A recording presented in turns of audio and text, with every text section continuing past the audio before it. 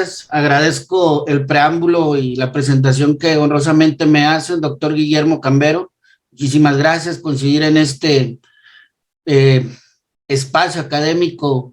y sobre todo de apertura para quienes nos gusta estar comprometidos con la actualización jurídica y sobre todo pues con estos, si bien no son novedosos paradigmas, definitivamente cada día son más revolucionados. De igual manera, Juan Carlos, maestro, te agradezco muchísimo, gracias por toda la disposición, el tiempo, al maestro Juan José Ábalos, coincidir en este espacio de alguna manera como nos ha tocado ser dentro de nuestras formaciones como profesionistas en universidades públicas. Y bueno, pues de ahí me gustaría iniciar, hacer una breve introducción al tema del arbitraje comercial, cuál es la coyuntura que se está generando en torno al mismo, si así me lo permitiesen. Bien, pues vamos a iniciar nosotros en el contexto, si algo, la contextualización que debemos de dar en torno al arbitraje como mecanismo alternativo de resolución de controversias, pues es precisamente esto, ¿no? La parte que tiene hoy en día el tema de la globalización, la interacción que se genera en torno a los actos de comercio, en torno precisamente a la actividad que se da entre inversores, entre socios comerciales, y que esto de alguna manera viene a posicionar primeramente con un ímpetu y sobre todo la necesidad que tenemos quienes hemos apostado muchísimos años por la cultura de la práctica jurisdiccional. Hoy tenemos que cambiar, inclusive lo concierne un poco el tema de la práctica del arbitraje con un gran documental que desde mi muy particular punto de vista enriquece mucho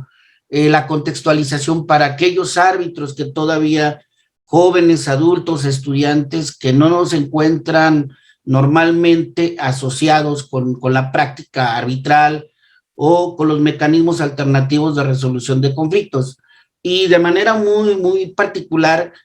hago esta anotación, por ejemplo, de ver este documental que se llama Who Arbitration Changed the World, Kill the Troops, o es decir,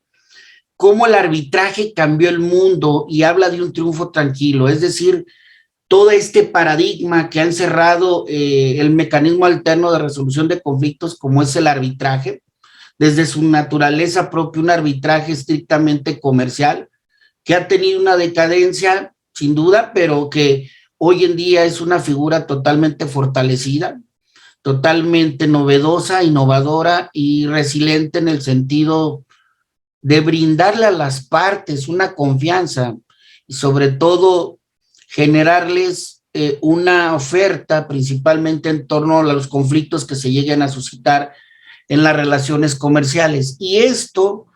de alguna manera, quienes estamos inmersos en la práctica de los mecanismos alternos, pues nada más de manera muy generalizada entenderemos qué es el arbitraje, pues como una definición etimológica, como implicar el arbitraje, que será ir más allá de, es decir, las partes mediante esta prima facie que viene siendo la voluntariedad,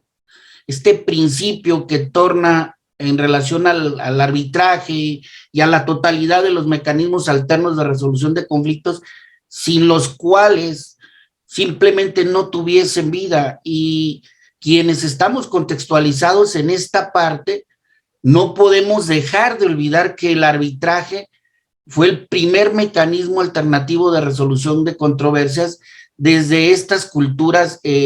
griegas y helénicas, incluso la resolución de las controversias a partir de un conflicto desde el punto de vista familiar. Y sin entrar en este adagio de la introducción o histórica, pues solamente tendremos que entender cuál es la contextualización que se da en torno al arbitraje, esta decadencia que tuvo a partir de la constitución de las organizaciones político-sociales en una cultura como fue la romano-germánica y esta decadencia posteriormente, y ya se traspola el arbitraje comercial, dentro de nuestro contexto para situarlo, pues principalmente a partir de la introducción al derecho azteca. Los tecalputlis de alguna manera eran impartidores y resolutores de la cultura o del conflicto en nuestras culturas mesoamericanas hasta antes precisamente de la conquista. Una vez hecho lo anterior, pues debemos de entender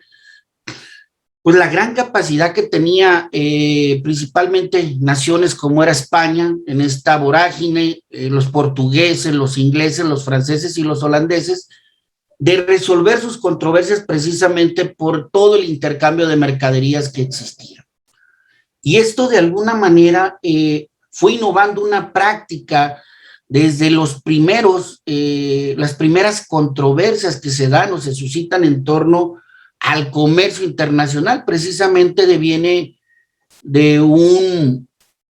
acuerdo compromisorio que se celebra entre naciones inicialmente. Estamos hablando de España y Portugal en esta división de su geopolítica conquistada pues a partir de todas estas expediciones y guerras que tuvieron alrededor del mundo, con este arbitraje de Tordesillas desde 1494, y hubo el primer arbitraje comercial que se da en torno a un contrato de fletamiento, precisamente por un embargue desde el punto de vista comercial. Sin mayor preámbulo, pues vamos a poder entender cómo ha empujado la cultura de la resolución de los conflictos, el arbitraje comercial, y cómo dentro de las relaciones comerciales precisamente entre los mercaderes, pues se empiezan a suscitar una serie de conflictos derivados precisamente de este intercambio de mercancías y toda la vorágine que ha tenido o la evolución del contexto histórico. Y ahí lo podemos citar ya nosotros, el arbitraje, para poder entrar de lleno a la contextualización y lo que viene siendo hoy en día el arbitraje, pues primeramente con la ley de las 7 leyes, que fue un instrumento jurídico de regulación precisamente de las controversias suscitadas entre comerciantes. Ya más adelante podemos citar, por mencionarlo solamente, las ordenanzas de Bilbao de 1730, la ley de enjuiciamiento de negocios, casas y comercio de 1830 también, y esta apertura o que tuvieron las partes dentro de los primeros instrumentos normativos en el México de la colonia, donde ya a partir del año de 1835, las partes que precisamente, porque no teníamos todavía una instrumentación, una codificación propia, nos abreva precisamente a que fueran las partes las que pudieran dirimir por la, uno, exigencia y por otro, por elección propia de ellos, precisamente que pudieran dirimir sus controversias mediante la figura del juez. Ya nos da una apología posteriormente el Código de Lares hasta el año de 1872 y posteriormente ya entramos a esta primera aproximación del arbitraje desde el punto de vista civil en el año de 1884 y que dio pauta precisamente para poder instrumentar todavía hasta la entrada en vigor de nuestro Código de Comercio de 1889, que entró en vigor el 1 de enero. Pero con esta contextualización durante nuestro marco normativo, pues que estuvo casi intacto por más de 100 años hasta estas primeras conceptualizaciones y adaptaciones a los modelos de integración y comercialización que hemos tenido,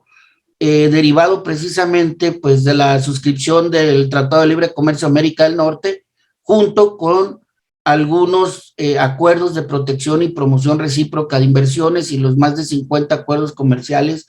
que hasta la fecha tiene el Estado mexicano, sin tomar en cuenta el ámbito del arbitraje o la resolución de controversias estrictamente en el ámbito privado.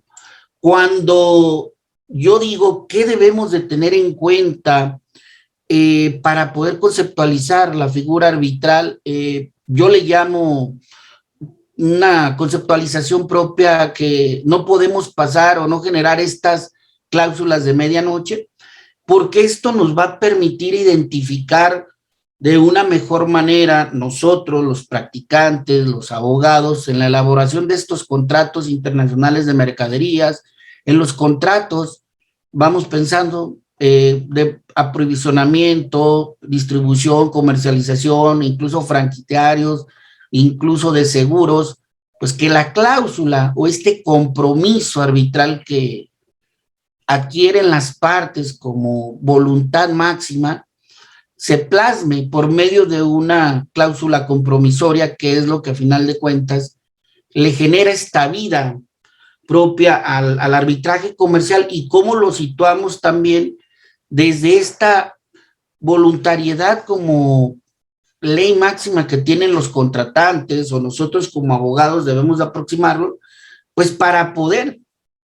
eh, generar las cláusulas desde el punto de vista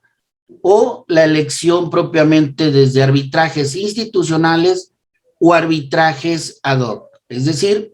considerando nosotros la mayor benevolencia o sobre todo beneficios que pueda adoptar el contrato o los contratos comerciales con una serie de modelos que hoy en día, bueno, en base a esta cultura europea que se tiene principalmente al español en torno a los contratos mediante las cláusulas MEDAR o ARMED. Sin embargo, bueno, pues yo optaría más por una cláusula escalonada con un mecanismo de negociación, de mediación y de arbitraje. ¿Cuál es la importancia que generamos los abogados, los árbitros, con nuestros clientes, con nuestras empresas, con las personas que nos, de alguna manera, nos sugieren interpretar o generar una seguridad jurídica en torno a las operaciones comerciales? Y lo hemos dicho, pues principalmente la adaptación de las